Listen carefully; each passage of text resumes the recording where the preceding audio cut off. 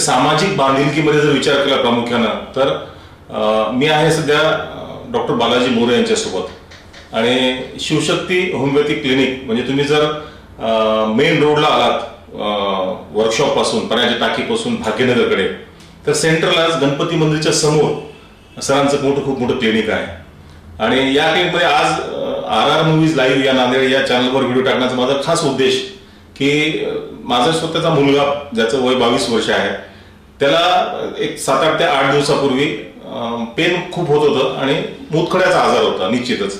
त्यामुळं त्या आजाराचं सोल्युशन डॉक्टर साहेबांनी 6 ते 7 दिवसात इझीरित्या पूर्ण केलं. ती हिस्ट्री मी तुम्हाला सांगणार नाही की सोनोग्राफीमध्ये किती MM चा खडा होता का नाही.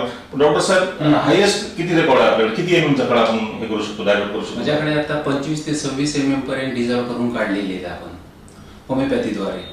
होमिओपॅथीमध्ये कसं असतं, पूर्ण हिस्ट्री घ्यावी लागते पेशंटची. आता हिस्ट्रीमध्ये काय येतं, होमिओपॅथी म्हणजे अगोदर मनाचा आणि फिजिकल लक्षणाचा दोन्हीचा तिथं विचार केला जातो आणि त्या हिशोबानं पेशंटचा स्टोनची साईज किती आहे, कोणत्या लोकेशनवर आहे, पेशंटचं वय किती आहे, या सगळ्या गोष्टीचा आढावा घेतला जातो आणि नंतर औषधाचं नियोजन केलं जातं.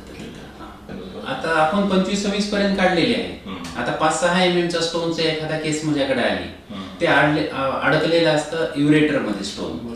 तिथं जास्त पेशंटला पेन होतं आणि पेशंट तिथंच परेशान होतो. आता ते कसं युरेटर मध्ये अडकले की एका साईडने जे लघवी बाहेर पास होणारी असते ती लघवी पूर्ण तिथं ब्लॉक होते. ब्लॉक झाली की पेशंटला त्रास चालू होतो आणि तिथंच खरी कसरत पेशंटची असते.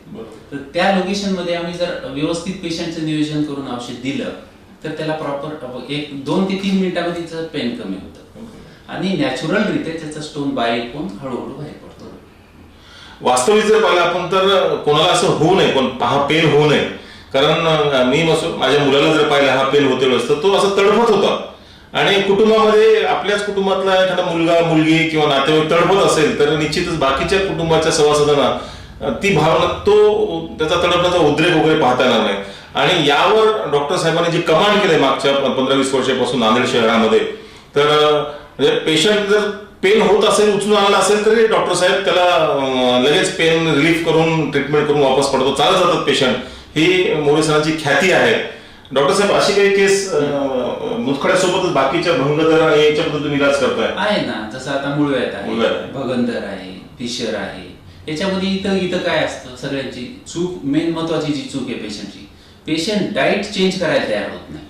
म्हणजे काहीही खाऊ द्या पण आमचा आजार कमी झाला पाहिजे. आता याच्यात बेस काय असतो, तुमचा आहार आणि सध्याची जी जीवनशैली झालेली आहे, जागेवर बसण्याची, मुवमेंट कमी झाली, एक्सरसाइज कमी झाली.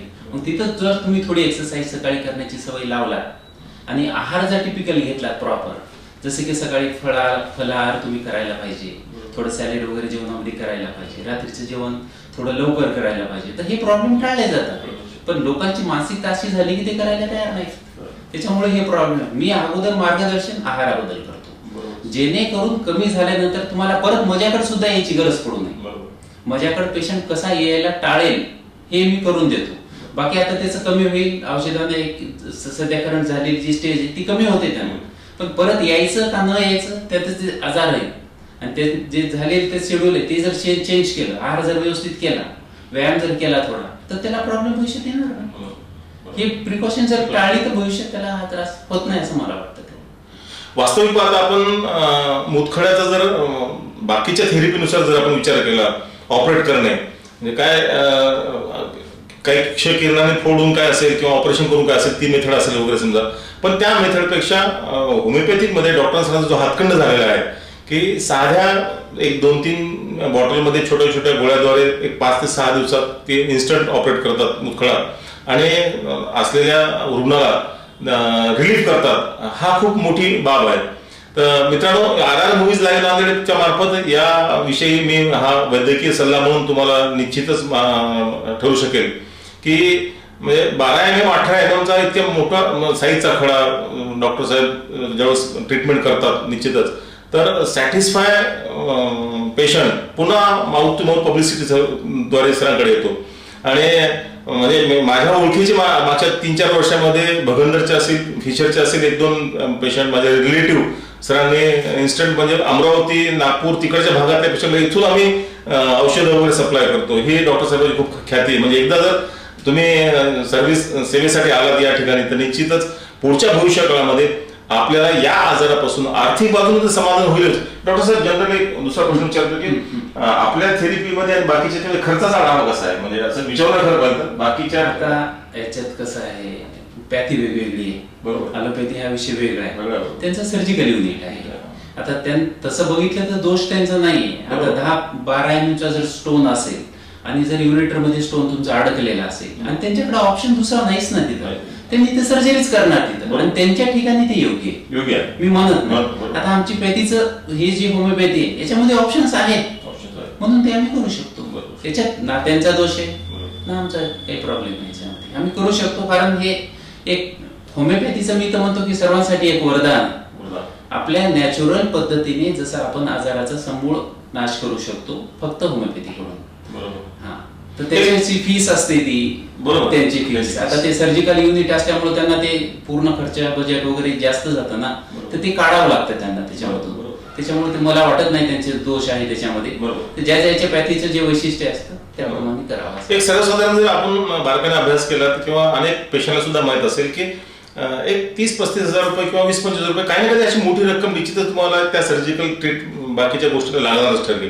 पण माझा अनुभव म्हणजे माझ्या परिवाराचा किंवा माझ्या मुलाचा अनुभव आहे, म्हणजे एक 2 ते 2200-2500 रुपयात तो ट्रीटमेंट 6 खडे म्हणजे सायमल्टेनियसली आपण सोनोग्राफी करून आल्यानंतर रिपोर्टमध्ये आहे की 8 mm चे खडे, 6 mm चे खडे, 4 mm चे छोटे छोटे साईजचे खडे, म्हणजे असे सायमल्टेनियसली खडे आणि एका 4 ते 5 दिवसात लगातार म्हणजे एक 8 mm चा पडला लगेच 6 mm चे पडे लगेच छोटे 2 खडे पडे. म्हणजे एखाद्याच्या शरीरामध्ये या आजाराबद्दल 6-7 खडे अशा ट्रीटमेंटनं बाहेर येणं निश्चितच तुम्हाला या होमिओपॅथीकडे या आजारासाठी तर निश्चितच तुम्ही यावं लागेल.